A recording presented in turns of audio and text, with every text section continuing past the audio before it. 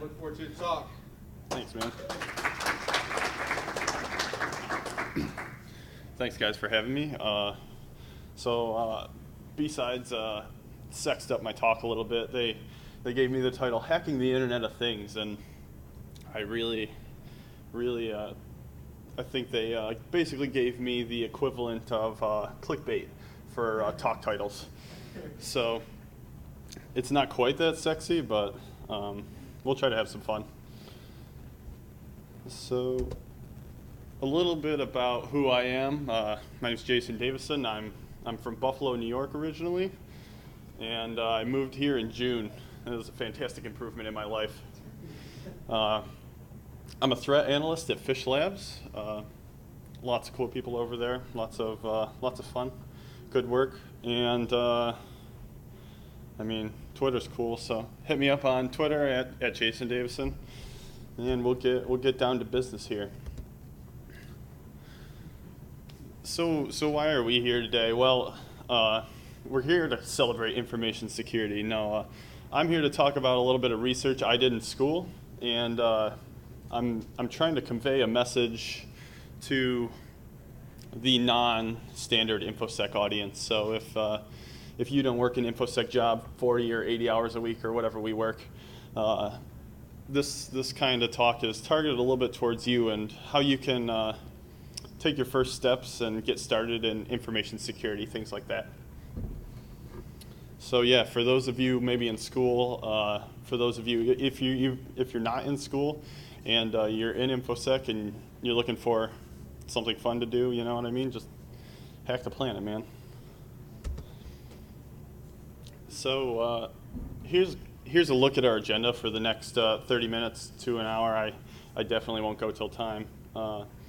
I first want to introduce and formalize the concept of the Internet of Things, talk about what it is, what it's becoming, and we'll talk about a little bit about how Bluetooth fits in there and why Bluetooth is a good fit, and then we'll move into the Bluetooth protocol and how Bluetooth devices identify themselves, the pairing process, Bluetooth communication, things like that. And then I'll step into my research, which includes this lovely light bulb. And I hopefully will give you a working demo, and we can move forward with questions, and I'll wrap it up with a conclusion there at the end.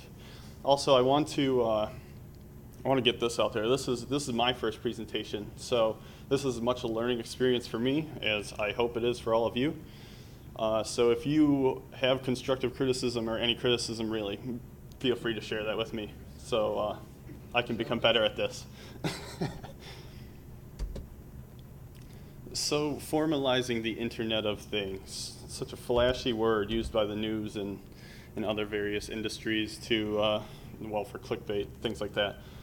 So what is the Internet of Things? Well, the IoT can be thought of, I think of the IoT as a world where every physical device is connected to the Internet. You can imagine trash cans, refrigerators, toasters, dishwashers, laundry machines, things of that nature, all connected to the Internet. And yeah, you could imagine your fridge telling you you're out of milk or you need eggs. Your washing machine has the capability to tell you that your laundry is done. Or even your dishwasher telling you to empty the dishwasher. It's ready for another cycle. So 10 billion wirelessly connected devices existed in 2013. And moving forward, the ABI research group predicted that there would be 30 billion devices connected by 2020. So it's not that the IoT is really something that isn't already here. We're already experiencing it. And I think as the InfoSec community and as members of information security, researchers or just InfoSec professionals, I think it's our duty to basically try to do our best to bake security into the Internet of Things now, as opposed to where it's been done in the past, where security is just kind of spread out as a frosting. So I would like to see that taking place here over the next several years, So now we want to know, where does Bluetooth really fit into all this? Well, Bluetooth is a nice short-range protocol, and it has a niche kind of in IoT, as opposed to it finds more of its niche in IoT. I think as IoT grows, Bluetooth will also grow. Ooh. So a little bit of background on Bluetooth. The Bluetooth protocol has been around since 1994, and it offers us convenient use for everyday technology, things like your headsets, your hardware on your computer, like various wireless keyboards and mice, this light bulb. So Bluetooth is all around us already, so that's nice. And as IoT grows, I suspect that they will grow together, as I was previously saying.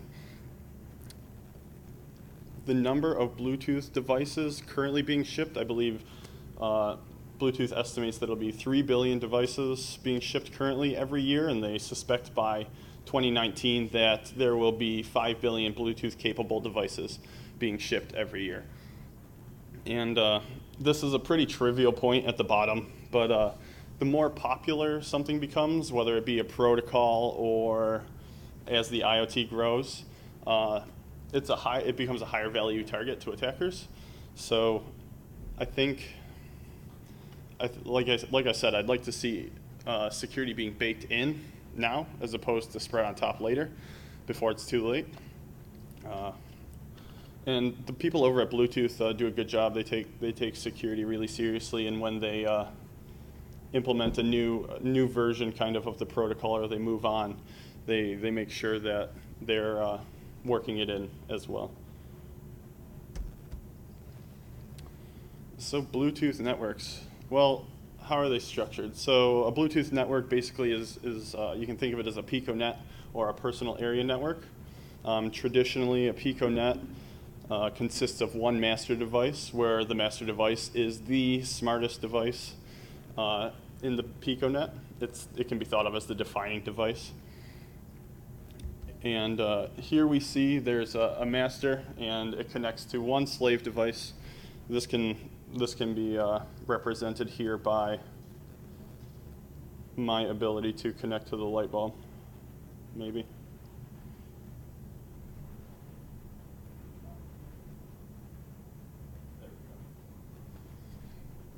So we have our one master device, which is my cell phone, and we are able to control our slave device, in this case the light bulb.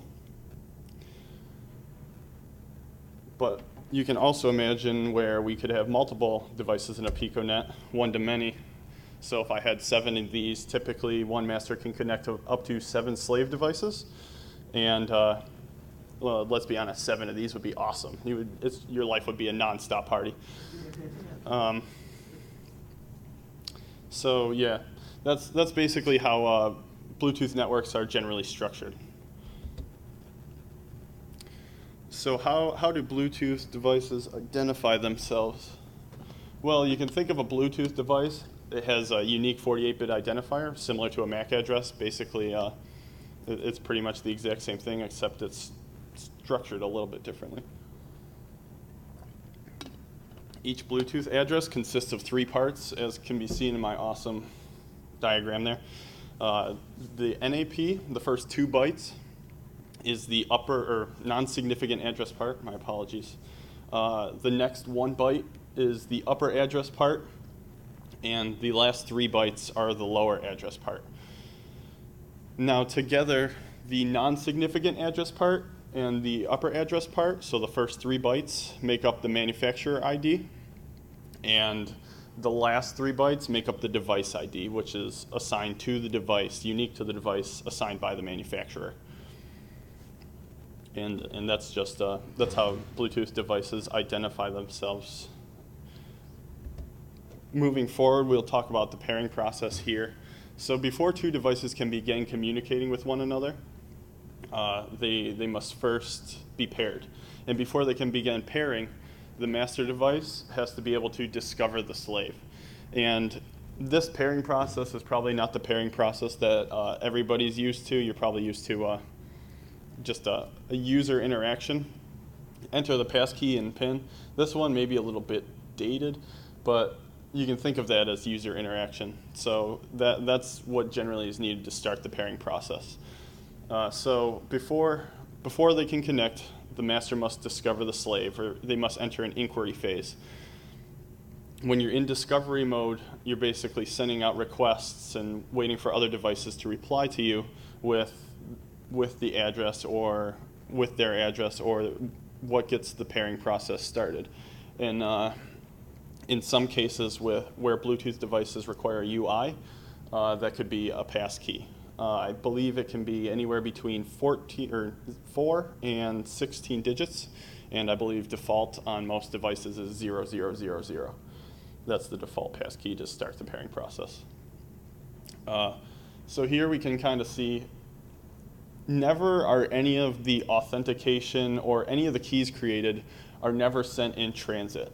A random number is always generated on both devices, and in the first one, the master device tries to sync up with the slave. Their clock, the master device's clock is used to sync the slave device. So they're both generating these numbers off the master's clock. And the pairing process is complete after it goes through all these steps here. And each time a random number is generated, it's just to make sure that the slave device is still on the same page as the master device. Pairing process. So Bluetooth does this pretty interestingly. So paired devices, they move between 79 channels 1,600 times per second.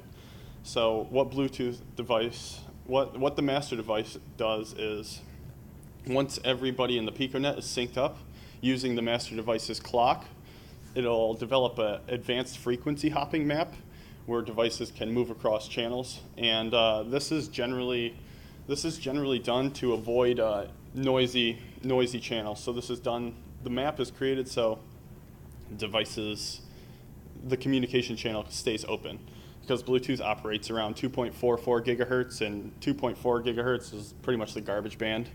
So this AFH map comes in handy when devices are trying to talk to each other.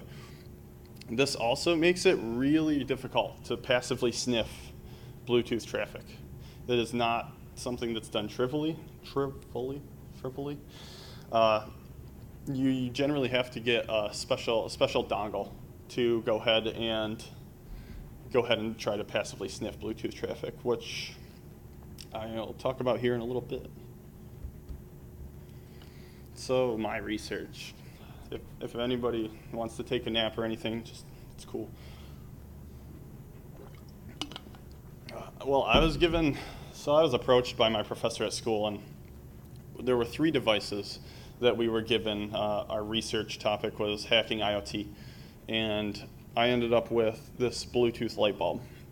The other one was a drop cam, and one was a door lock that operated via Bluetooth, which probably would be really, really cool to get my hands on one of those. So when I started my research, I wanted to basically think about, all right, what potential attack vectors does this light have? And obviously, there was one main attack vector. They communicate via the application. The mobile application communicates to the light bulb via Bluetooth, basically. So there's the Bluetooth protocol I had to look at. I had to figure out, all right, how does this protocol work? Where does it implement security well? What potential attack vectors exist there? And the other thing that I wanted to look at was, how does the mobile application control the light bulb? So how is the mobile app using Bluetooth to get the light bulb to change colors or flash or whatever functionality you choose?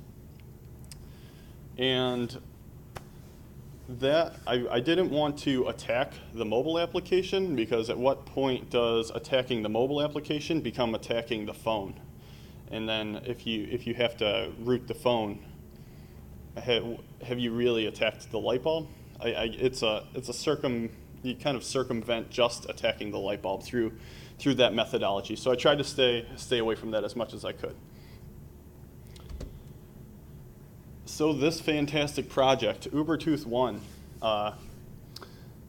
I believe it's developed by Michael Osman, and this allows you to passively detect Bluetooth devices and follow them through the AFH map and follow them through channel hopping, things like that.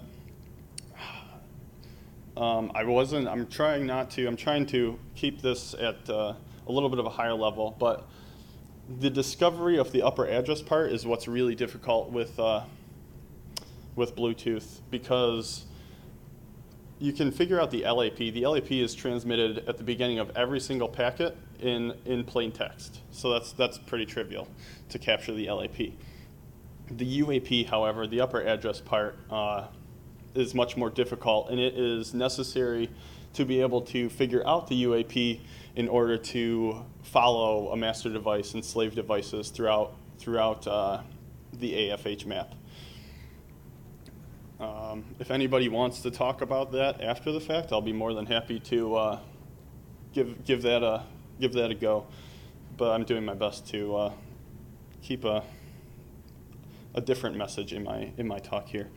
So ultimately, as awesome as Ubertooth 1 was, I had little success sniffing traffic between the mobile device and the light bulb. And this was because the manufacturer of the light bulb kind of tweaked the Bluetooth protocol, and I think they did this via the application. So it's not a standard implementation of how Bluetooth would normally be. I remember doing research in my apartment, and I had Netflix on in the background, and I got crazy amount of traffic when I was running a capture, but it was from my PlayStation controller. I was like, yeah, I did something. No. So I was kind of bummed out there. I was like, all right, well, how do I figure out what this traffic looks like exactly? And then Android came to the rescue. So this is basically the equivalent of cheating in my mind. Developer mode on Android, you just enable developer mode, and you have the ability to sniff Bluetooth traffic off the Bluetooth interface on the Android device.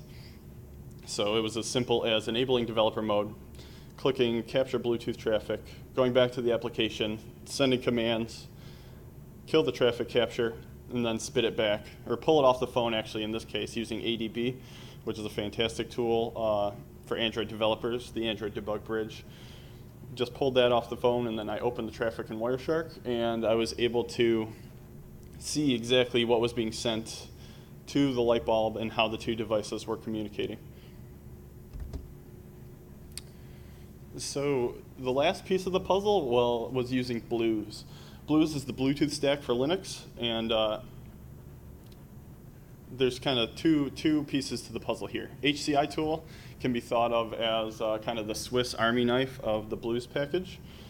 It's basically, HCI tool allows you to communicate via the host controller port interface to two different Bluetooth devices.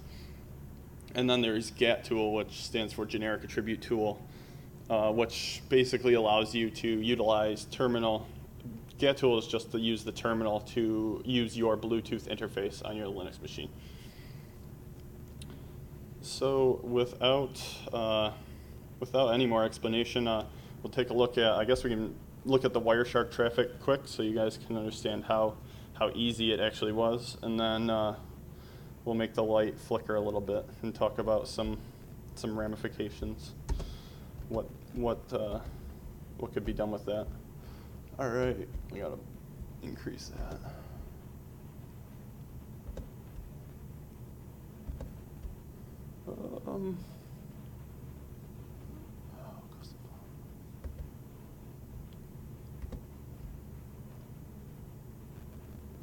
Let's see.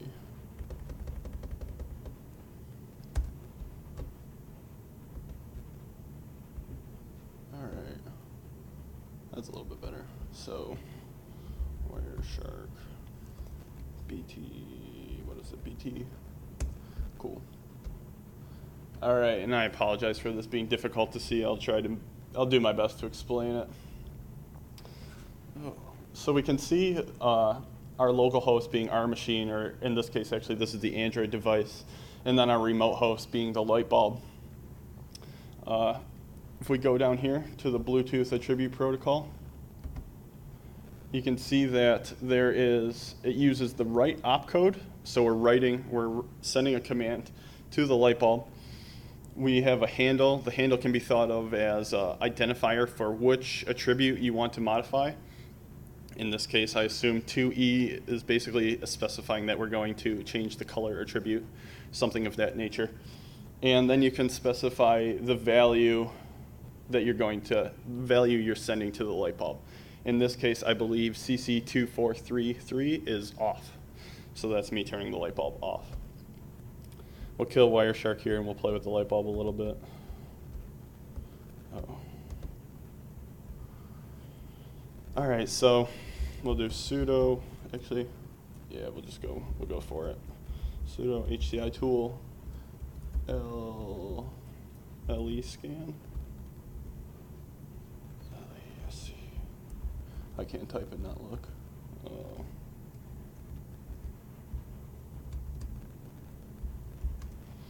All right.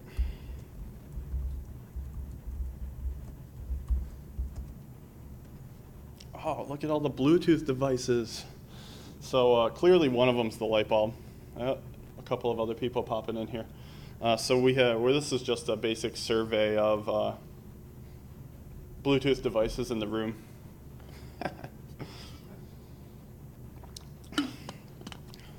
Who's up here? Oh, man.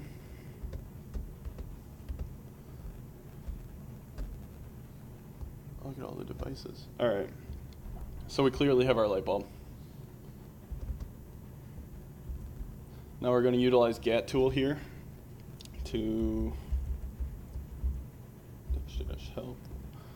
help. Oh, man. Bummer. Can't type, huh? GATT. Command GAT tool not found. You need another T in there. Oh, good call. Thank you very much. Okay. Let me just full screen this. All right, so GAT tool. We can see here that we have the ability to char write under GAT commands. We can send char write, which we saw in our Wireshark packet capture. Char write. We also have the ability to char read, which in future work, I'm curious as to what you can read from the light bulb, or what the light bulb has for you to read back to you. We have char write, and then we're going to go down here to our characteristics, our value descriptor, read and write, and we have our TAC A specifies our handle, and TAC N is the value we're sending across. So we can go GAT tool dash B for our Bluetooth address that we're utilizing here, and dash char write TAC A for our handle value, which was 0x002E, and then I believe CC2333 should turn it on. Bummer. Missing a T. A value is required. Oh, forgot the TAC N. Cool. Let me get out my, do I have it? I do. My list of fun commands. So my last command that I put in, if you have like any thoughts about epilepsy or anything like that, just don't look at the light bulb. So yeah, you can, utilizing that, we're able to do fun things, you know what I mean? You can go through and we can change colors, 5, 6, 0D, 0, FF, 0F. Good call. Appreciated. Did that change it? Nope, didn't change it. 560D. 2. Oh. Actually, you know what? Instead of failing, I'm just going to stick to the simple commands and we'll make it strobe right now. So you can go through and you can do things like modify 3, 8, 1. Oh man. 3 BB 38 1044. Not changing, huh? Try right. There we go. It just took it a minute. Interesting. Normally it's right away. So you can go through and do things like that. Now, there's no reason that any person with epilepsy should probably have these in their house, let alone an entire piconet of these. But you could imagine this is a stretch, but health ramifications of Johnny Black Hat downstairs. If your device isn't paired with the piconet of light bulbs, he pretty much has free reign to write to these and change their color and make them strobe and things of that nature. 3600244. Oh, that's too much. 244. Like, that's intense, you know what I mean? But everybody who wants this now is ready to party. Exactly. So that's kind of where I had come to a standstill on my research. Amongst now I have the capability to. Well, I'm much busier now that I'm working and not in school, but now I have the capability to fuzz commands to the light bulb, you know what I mean? See, kind of test the boundaries, test the waters of what works and what doesn't. And as I had said, it'd be really interesting to see what is on the light bulb that you can read back from it. For all I know, it may not be that interesting. Moving forward here. So wrapping this up here, hopefully a little early. Much like that kitten snuggled in that blanket so awesomely, the IoT is here to stay. It's not going anywhere. Like I said, it's already here, and it's becoming more and more real as devices can connect wirelessly to the internet.